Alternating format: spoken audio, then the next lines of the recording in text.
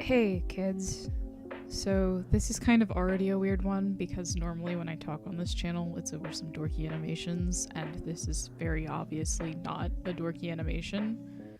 The video is still kind of relevant to what I want to talk about though. I'm binding a book. One of my favorite TV shows ever since I was a little kid has been The X-Files. I feel like if you followed me long enough, you're kind of already aware of that.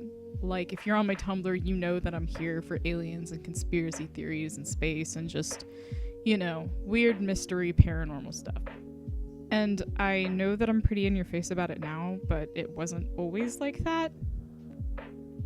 Sometime back in middle school, I really had this crush on a boy.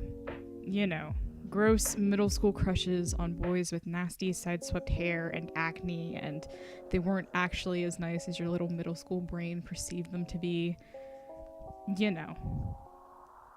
So that was going on, and I was like, boy howdy, I sure do want this kid to like me, and this was before I had a solid friend group. So at this time, I was friends with this girl named Kelly. Kelly was one of those friends who I don't even have to explain it. It was middle school.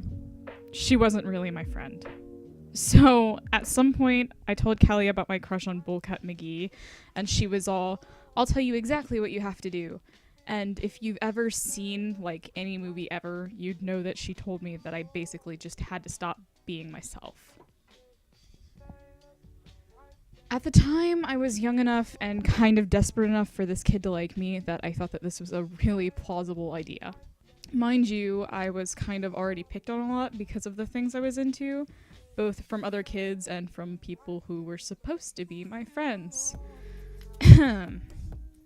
So, I kind of also went through with this because I thought it would get people to ease up on me a little bit. I stopped talking about comics and video games, and I eased up on my space talk. The big one, though, was that I completely junked this notebook that I was filling up with my research on, aliens and conspiracy theories and stuff. It was just gone. A lot of hard work, little doodles, and notes, they were just trashed because I wanted people to lay off of me and for some nasty boy to like me. I'm really mad just thinking about it, honestly. Especially because even though people had kind of left me alone, I was still miserable because I didn't have any of the core things that I enjoyed. Oh, yeah, also, Kelly pretty much immediately got with the crusty boy after I junked my personality. So things just sucked all the way around. I spent the rest of that year pretty much by myself and sad. It sucked. Things did get better, though. The next year I fell back in with some good people who were actually interested in the same things that I was. And because we were a little older now and in a group, the whole bullying thing definitely eased up to the point where it almost wasn't there. The whole point to this story is pretty much just you don't need to change who you are for people. And you definitely shouldn't let people bully you into giving up your interests in things you're passionate about. So, back to this book. I'm gonna remake my little conspiracy theory book. I'm gonna put it back together just to have because I'm a big dork and I miss reading crazy stories and scaring the hell out of myself.